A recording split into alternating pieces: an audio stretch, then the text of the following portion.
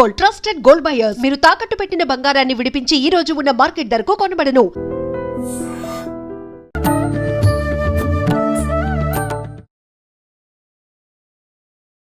నమస్కారం, welcome to I dream. ధర్మ మార్గం విత్ విజిత కార్యక్రమానికి స్వాగతం. ప్రస్తుతం మనతో పాటు ఉన్నారు ప్రముఖ ఆధ్యాత్మికవేత్త, హనుమత్ మరియు శ్రీ విద్య ఉపాసకులు బ్రహ్మశ్రీ సిస్లా జయశంకర్ గారు. ఇప్పుడు గురుగారితో మాట్లాడి మరిన్ని విషయాలు తెలుసుకుందాం. నమస్కారం గురుగారు. గురుగారు, కలియుగ ప్రత్యక్ష దైవం ఆ వెంకటేశ్వర స్వామి అని చెప్పి అంటూ ఉంటారు. అయితే మనలోనే ఉన్నాడు, మనతోటే తిరుగుతున్నాడు, మనలాగానే ఒక మానవుడే భగవంతుడు అనే ఒక భావనతో అందరము ఉంటూ ఉంటాం వెంకటేశ్వర స్వామి విషయంలో. ఆయన మహత్యం గురించి ఇప్పుడు మనం కొత్తగా మాట్లాడాల్సింది ఏమీ లేదు, వింటూనే ఉంటాము రకరకాలుగా. అయితే మీరు తరచుగా వెళ్ళొస్తూ ఉంటారు. అక్కడ అంటే ఆలయానికి సంబంధించి కొన్ని కొన్ని రకాల విశిష్టతలు, కొన్ని కొన్ని మహిమలు ఇలాంటివి బయటి వరకు రావు. మీరు తరచుగా వెళ్తుంటారు. అవి మీకు తెలిసినవి ఏమైనా ఉన్నాయా? అలాంటివి ఏమైనా ఉంటే మా అందరి కోసం ఒక్కసారి తెలియజేయండి. నాకు ఒక్కడికే తెలిసినవని కాదు, చాలా మందికి తెలుసు, భక్తులందరికీ తెలుస్తుంది. ఈ కలియుగంలో కొలిచిన వారికి కొంగు బంగారం అంటారు వెంకటేశ్వర స్వామిని. నమ్మి నిజాయితీగా స్వామి ఏడుకొండలవాడ వెంకటేశ్వర నువ్వే దిక్కు అన్న వాళ్ళకి ఆయన పలుకుతాడు. ఇందులో ఎటువంటి సందేహం లేదు. చాలామంది చాలా రకాల అపోహల్లో ఉంటారు. వెంకటేశ్వర స్వామి అంటే కాస్ట్లీ దేవుడు, వెంకటేశ్వర స్వామి అంటే ఓన్లీ పలుకుబడిగల వ్యక్తులకే దర్శనం దొరుకుతుంది, మనకు దొరకదు, మనం క్యూ లైన్లో నానా రకాల ఇబ్బందులు పడాలి అని అపోహలో ఉంటారు. కానీ ఎంతటి వారికైనా సరే ఆయన అనుగ్రహంతో తప్పకుండా దర్శనం దొరుకుతుంది. రోజుకి కనీసం 80,000 నుంచి 1,00,000 మంది దర్శనం చేసుకుంటారు. అంతటి పుణ్యక్షేత్రం స్వామి. ఈ కలియుగంలో వచ్చి అక్కడ భక్తుల్ని, కలియుగంలో మానవుల్ని ఉద్ధరించడానికి ఆయన వచ్చి అక్కడ అవతారం ఎత్తారు. శ్రీవైకుంఠ విరక్తాయ స్వామి పుష్కరిణీ తటి అని. వెంకటాద్రి సమం స్థానం బ్రహ్మాండే నాస్తి కించన వెంకటేశ సమోదేవో నభూతో న భవిష్యతి. వెంకటాద్రి సమం స్థానం, వెంకటాద్రి వెంకటాచలాన్ని మించిన స్థలమే లేదు. బ్రహ్మాండే నాస్తికించని, బ్రహ్మాండాలు, బ్రహ్మాండం అంటే భూమిలోకం ఒకటే కాదు, మొత్తం ఉన్న 14 లోకాలు, అతల వితల సుతల తలాతల రసాతల అన్ని లోకాలలో వెంకటాచలాన్ని మించిన లోకమే లేదు, వెంకటాచలాన్ని మించిన ప్రదేశమే లేదు.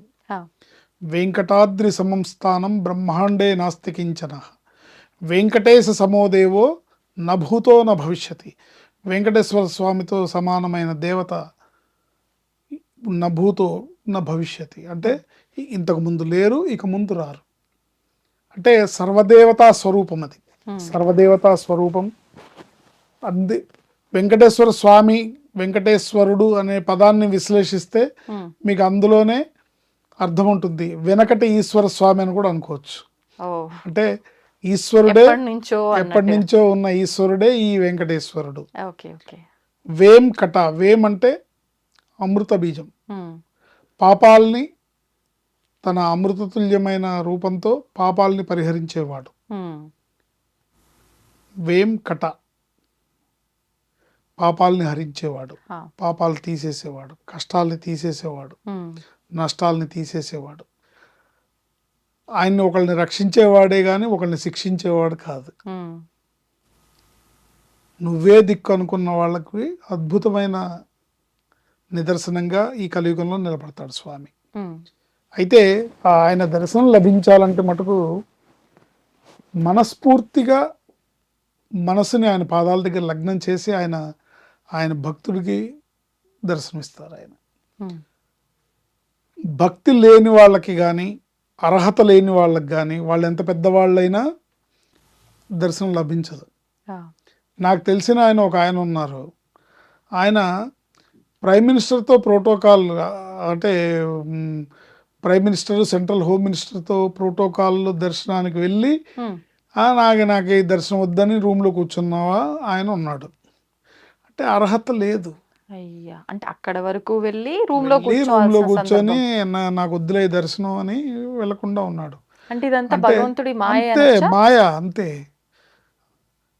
ఎక్కడెక్కడి నుంచో గోవిందా గోవిందా గోవిందా అనుకుంటూ పిల్లల్ని, పసిపిల్లల్ని భుజాలు వేసుకొని, లగేజ్ మీద భుజాలు వేసుకొని నడకదారిలో ఎక్కేవాళ్ళు, అవును అవును మెట్లు ఎక్కేవాళ్ళు, నిత్యం వేల మంది, లక్షల మంది కొండెక్కుతూ ఉంటే ఉమ్, అవకాశం ఉన్నా కూడా దర్శనం చేసుకోలేని వాళ్ళంటే అది అర్హత రాసి లేదని, పెట్టలేదు. రాసి పెట్టలేదని అర్థం. ఎందుకంటే ఆ స్వామి రూపాన్ని, ఆ ముగ్ధ మనోహర రూపాన్ని దర్శించాలంటే ఎంతో అదృష్టం ఉండాలి, గురుగారు ఎంతో ఇప్పుడు అర్హత ఉండాలి. మోకాళ్ళ పర్వతం అని అంటూ ఉంటారు. అంటే కొంతమంది మోకాళ్ళ పైనే ఎక్కుతుంటారు అని చెప్పి కొన్ని మెట్ల వరకు అని అంటూ ఉంటారు. అంటే ఎంతో కఠినమైన కోరిక అయితేనే ఇలాంటి ఒక మొక్కు మొక్కుకుంటారా? అసలు ఏంటి ఆ ఉద్దేశం? ఇవి మొక్కు ఇట్లా మొక్కుకోవాలని ఎక్కడ శాస్త్రం లేదండి. మోకాటి పర్వతం అంటే అక్కడ మెట్లు ఎత్తుగా ఉంటాయి. ఆహాహా! అక్కడ అక్కడ ఎక్కేటప్పుడు కాస్త టఫ్గా ఉంటుంది, కాళ్ళకి మోకాళ్ళు నొప్పి వస్తాయి. ఓకే. కానీ మోకాటి పర్వతం అంటారు. మోకాళ్ళ మీద ఎక్కాలని కాదు, హుహుహు. అంటే మోకాళ్ళ మీద ఎక్కిన స్వామి ఒక ఆయన ఉన్నారు. హ్మ్. రామానుజాచార్యులు వారు ఎక్కారు. ఆహా! రామానుజాచార్యులు వారు మోకాళ్ళ మీద ఏడుకొండల స్వామిని మెట్లెక్కి దర్శించుకున్నారు. అట్లా చాలామంది ఉన్నారు. హ్మ్. హ్మ్. అది వేరే విషయం. మోకాటి పర్వతానికి అర్థం వేరు, మోకాళ్ళ మీద స్వామిని దర్శనం చేసుకునేది వేరు. హుహు. ఇట్లా ఈ తిరుమల స్వామి గురించి ఎన్ని చెప్పుకున్నా కూడా అన్ని అద్భుతమైన ఇది ఉంటాయి. హ్మ్. ముఖ్యంగా అనేక రకాల బాధలు పడుతున్న వాళ్ళు ఎవరైనా సరే, ఇక నాకు జీవితంలో వేరే దారి లేదు అనుకున్న వాళ్ళు ఎవరైనా సరే హ్మ్. వెంకటేశ్వర స్వామికి అంగప్రదక్షిణం చేస్తే ఆ! వాళ్ళ కష్టాలు ఇట్టే నివారింపబడతాయి. సంవత్సరానికి ఒక్కసారి అంగప్రదక్షిణం చేస్తే హ్మ్. ఆ సంవత్సరం అంతా కూడా వాళ్ళ బాధలన్నీ కూడా ఆయన రక్షిస్తూ ఉంటాడు, ఓకే. వాళ్ళు కాపాడుతూ ఉంటాడు. హ్మ్. ఇవాళకి ఆయన ఉనికి, ఆ బంగారు విమానంలో ఉన్న, ఆనంద నిలయంలో ఉన్న ఆనందవాసుడైన శ్రీనివాసుడి యొక్క ఉనికి హ్మ్. ఇవాళకి అక్కడ ప్రత్యక్షం అవుతూ ఉంటుంది. నమ్మిన వాళ్ళకి కనబడతారు. హ్మ్. ఒకప్పుడు హాతీరాం బాబాతో పాచికలాడారని అవును. అనేక రకాల కథనాలు ఉన్నాయి. ఇవన్నీ వాస్తవం, ఇవన్నీ పుక్కిటి పురాణాలు కాదు, అంటే అవన్నీ ఇవన్నీ వాస్తవం. ఒకప్పుడువి ఇప్పుడు మనం మాట్లాడుకుంటున్నాం. ఇప్పుడు ప్రస్తుతం అలాంటి ఏమైనా జరుగుతున్నాయా? ఉన్న 100% జరుగుతాయమ్మా, నమ్మాలి, నమ్మితే కనబడతాయి. హ్మ్. వెంకటేశ్వర స్వామికి పవళింపు సేవ అయిన తర్వాత ప్రతిరోజు కూడా ఒక నూతన పాదరక్షలు పెడతారు ప్రతిరోజు. స్వామివారికి. ప్రతిరోజు హ్మ్. ప్రతిరోజు కూడా ఆయనకి ఇచ్చే ఆ భగవంతుడు, ఆ మానవులు దర్శనం కోసం రోజుకి 23.5 గంటలు దర్శనం చేస్తూ స్వామికి ఒక అరగంట మాత్రమే రెస్ట్ ఇస్తున్నారు. హ్మ్. ఇట్లా పవళింపు సేవ అవగానే 20 నిమిషాల్లో మళ్ళీ సుప్రభాతం చేస్తారు. ఆ! ఆ 20 నిమిషాల్లో స్వామి కొండ మీద నుంచి ఒక్క అంగలో అలివేలు మంగాపురం వెళ్ళి అమ్మవారి దగ్గరికి వెళ్ళి కాసేపు 2 నిమిషాలు అట్లా ఉపశమనాన్ని పొంది ఆయన మళ్ళీ తన సుప్రభాతం గంట మోగంగానే మళ్ళీ ఆయన యథాస్థానానికి వచ్చేస్తారు. కానీ గురువుగారు దీని ఆధారాలేమైనా ఉన్నాయా దీనికి ఇలా? ఆధారాలంటే ఆ చెప్పుల మీద పాదాలు పెడితే పడే మరకలు పడతాయి. ప్రతిరోజు కొత్త చెప్పుల జత పెడతారు. ఓహ్! నమ్మాలి, నమ్మి తీరాలి. హ్మ్. స్వామిని ప్రత్యక్ష దైవం, కలియుగ ప్రత్యక్ష దైవం ఆయన. అవును. ఆయనని నమ్మి కోరి కొలిచిన వాళ్ళకి, నమ్మి కొలిచిన వాళ్ళకి కొంగు బంగారం. హ్మ్. లేని వాళ్ళకి ఆయన దర్శనం భాగ్యం లేకపోతే వాళ్ళు ఎన్నిసార్లు తిరిగినా దర్శనం అవ్వదు, ఎంత ప్రయాసపడినా దర్శనం అవ్వదు. హ్మ్. కొంతమంది అక్కడ దాకా వెళ్ళి కూడా అక్కడ స్వామి మీద దృష్టి లేకుండా ఈ జనాలు అటు ఇటు తోసేస్తున్నారని వచ్చేస్తారు బయటికి. అవును. అవును. సో క్షణమాత్రపు దర్శనం ఆయనది హ్మ్. అద్భుతమైన జీవితాన్ని, అద్భుతమైన అదృష్టాన్ని, పాపాలని హరించి పుణ్య రాశిని ప్రసాదిస్తుంది. కాబట్టి కలియుగ ప్రత్యక్ష దైవం వెంకటేశ్వర స్వామి, శ్రీ వెంకటేశ్వర స్వామిని నమ్మి కొలిచిన వాళ్ళకి కొంగు బంగారం. ఎవరికైనా సరే హ్మ్. ఆయన అంగప్రదక్షిణం చేస్తే అద్భుతమైన ఫలితాలు ఉంటాయి. ఆ! అట్లాగే చాలామంది మహాపరాకార ప్రదక్షిణం అని కూడా చేస్తారు. హ్మ్. మహాప్రాకార ప్రదక్షిణ అంటే గుడి బయట, ఓకే. గుడి బయట కూడా ప్రదక్షిణం చేస్తారు. హ్మ్. నిజంగా మనసులో భక్తి ఉండి, నిజంగా పరిపూర్ణమైన విశ్వాసంతో భగవంతుణ్ణి నమ్మి హ్మ్. ఆయన దర్శనానికి దొరకలేదు, ఆయన దర్శనం టికెట్ దొరకలేదు, అవకాశం రాలేదు అంటే పుష్కరిణి దగ్గర నిలబడి విమాన వెంకటేశ్వర స్వామిని దర్శించుకున్నా కూడా ఆయన దర్శన భాగ్యాన్ని ప్రసాదిస్తాడు. ఉమ్, గరుత్మంతుడు మరియు వెంకటేశ్వర స్వామి మధ్యలో అద్భుతమైన ఆరా పవర్ ఉంటుంది. ఓకే. మనం ఆ మధ్యలోకి వెళ్ళంగానే మనం కోరుకోవాలనుకున్నా కూడా మరి అన్నీ మర్చిపోతాం మనం స్వామిని చూసి. అవునా? ఆ. అందరు ఏవేవో కోరుకోవాలి స్వామి ముందని ఆలోచిస్తూ అనుకొని వెళ్తారు. అవును అవును. కానీ అక్కడ దాకా వెళ్ళేసరికి ఏం గుర్తుండదా, సుందరం ముగ్ధ మనోహర స్వరూపాన్ని గాంచి ఉమ్, వాళ్ళకి వాళ్ళ కోరికలు, వాళ్ళ మైండ్లో కోరికలు అనేవి రావు. ఉమ్, ఆ స్వామిని చూస్తూ ఉండిపోవటం తప్ప.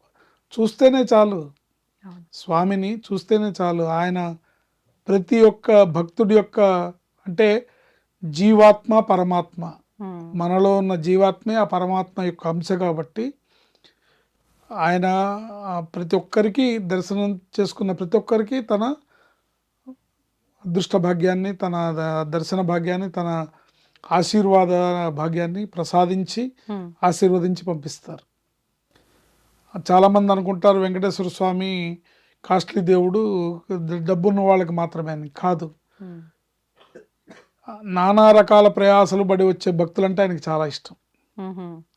ఇబ్బందులు పడుతూ. చాలామంది అక్కడ స్వామివారి దగ్గర చేసే అర్చకులు గతంలో చాలాసార్లు చెప్పున్నారు, ఆ, స్వామివారి మొహం ఒక్కొక్క రోజు ఒక్కొక్క రకంగా కనబడుతూ ఉంటుంది. ఒకరోజు బాలుళ్లాగా చిరునవ్వుతో కనబడుతుంది, ఒకరోజు ఉగ్ర నరసింహస్వామిలాగా కనబడుతుంది, ఒకరోజు వృద్ధుడి రూపంలో కనబడుతుంది, ఉమ్, ఒకరోజు యవనవంతుడి రూపంలో కనబడుతుంటుంది. కానీ ఏ రోజైతే ఆయన మొహం ఆనందంగా నవ్వుతూ కనపడిందో ఆ రోజు ఆయనకి సంబంధించిన పరమ భక్తుడు ఎవరో దర్శనానికి వస్తున్నాడు, ఆ భక్తుడిని చూడడానికి స్వామి కూడా వెయిట్ చేస్తున్నాడు అన్నంత అర్థం ఉంటుంది అని ఉమ్. చెప్పారనమాట. బాబా. ఎందుకంటే ఆ భక్తుడి కోసం ఆయన ఎదురు చూస్తుంటాడు, వీడు ఎప్పుడు వస్తాడా అని. ఆ, అలా అందరి మీద సమమైన అపారమైన ప్రేమ కరుణ కృపతో ఉమ్, కలిగి ఉండే స్వామి కనుక తిరుమల యాత్ర, వెంకటేశ్వర స్వామి దర్శనం ఈ కలియుగంలో మనకు వేరే దిక్కు లేదు. ఉమ్, తప్పనిసరిగా వెంకటేశ్వర స్వామి కలియుగ ప్రత్యక్ష దైవం, పిలిస్తే పలికే దైవం, పేదల పాలిట పెన్నిది, కోనేటి రాయుడు. స్వామి పుష్కరిణి తటే, పుష్కరిణిలో స్నానం చేసినా కూడా స్వామిని దర్శించేంత భాగ్యం కలుగుతుంది. ఉమ్, కానీ ఆ పుష్కరిణిలో బట్టలు ఉతకడం, రకరకాల కార్యక్రమాలు చేయడం వల్ల రెస్ట్రిక్ట్ చేశారు. ఉమ్, పుష్కరిణి స్నానం కూడా అత్యంత పరమ పవిత్రమైనది. తిరుమల కొండ అణువున కూడా అనేక వేల కోట్ల మంది మునులు ఋషులు సూక్ష్మ రూపంలో తపస్సు చేసుకుంటూ ఉంటారు. ఆ గాలి పీలిస్తే చాలు, ఆ నీళ్లు తాగితే చాలు, ఆ, రోగాలు మటుమాయమవుతాయి. కానీ కలిమాయ ఏంటంటే అక్కడ ఉన్న వాళ్ళకి దాని విలువ తెలియదు. అవును. ఏంటి, ఆ, అక్కడ ఉన్న వాళ్ళకి దాని విలువ తెలియదు, ఆ, తెలుసుకున్న వాళ్ళు ధన్యులవుతారు. ధన్యులు. అందుకని వెంకటాద్రి సమం స్థానం బ్రహ్మాండే నాస్తి కించన వెంకటేశ సమోదేవో నభూతో న భవిష్యతి. ఉమ్, ఇంత పెద్ద ఆర్గనైజేషన్ కలిగి ఉండి, ఇంత అడ్మినిస్ట్రేషన్ ఉండి, ఇటువంటి ఒక తిరుమల తిరుపతి దేవస్థానములని ఒక సంస్థ నిర్వహిస్తున్న ఒక పెద్ద, ప్రపంచంలోనే అత్యంత పెద్ద ఆధ్యాత్మిక సంస్థ తిరుమల తిరుపతి దేవస్థానం. అవును గురుగారు. నిర్వహణలో లోపాలు ఉండొచ్చు, ఉమ్, మనుషులు అనేవాళ్ళు అనేకాలు తప్పుదాలు చేస్తుంటారు. అవును. కానీ అంత పెద్ద నిర్వహణ, అంతమందిని ప్రతిరోజు వచ్చిన వాళ్ళందరికీ ఆహార వ్యవహారాలు, ఆహార పానీయాలు కల్పించాలంటే, వసతి సౌకర్యాలు కల్పించాలంటే అంత ఈజీ కాదు. అవును అవును. సో అదొక వ్యవస్థ. ఉమ్, ఏదున్నా సరే మనకి భగవంతుడి మీద భక్తితో ఉండాలి తప్ప టీటీడీ వాళ్ళు ఇలా చేశారండి, ఈ అధికారులు అలా చేశారండి అని మాటలు మాట్లాడకూడదు. ఉమ్, ఎందుకంటే వాళ్ళంతా స్వామి కింకరులు. ఆ, సో స్వామి కింద వాళ్ళు పనిచేస్తున్నారు. అవును అవును. ఒకవేళ వాళ్ళు తప్పు చేస్తే దానికి శిక్ష వాళ్ళు అనుభవిస్తారు. అంతే. మనం మాట్లాడితే ఆ పాపంలో వాటా మనకు వస్తుంది. ఆ, మాట్లాడినందుకు కూడా. అంతే కదా, మరి గ్యారంటీగా వస్తుంది. ఉమ్, అందుకని మనం కేవలం భక్తి ప్రధానంగా వెంకటేశ్వర స్వామి దర్శించుకుంటే ఉమ్, పిలిస్తే పలుకుతాడు, కలియుగ ప్రత్యక్ష దైవం అని చెప్పడంలో ఎటువంటి సందేహం లేదు. మంచి విషయాలు తెలియజేశారు గురుగారు. ధన్యవాదాలు. ఆయుష్మతి. దీన్ని తవ్వండి, తవ్వుతూనే శివలింగం. పరమాత్మకు జీవా సరే దాన్ని అట్లా కప్పేసేయండి, చూపించదండి. Krishna is there. మూర్తి పూజ కాదు, సాక్షాత్ బ్రజేంద్ర నందన భగవాన్ ఉన్నారు మూర్తిలో. ఏమీ ఆశించకుండా ఆరాధించే వాళ్ళు కూడా ఉన్నారా ప్రభుజీ? నిజమైన భక్తి అంటే మనకు తెలియదు కాబట్టి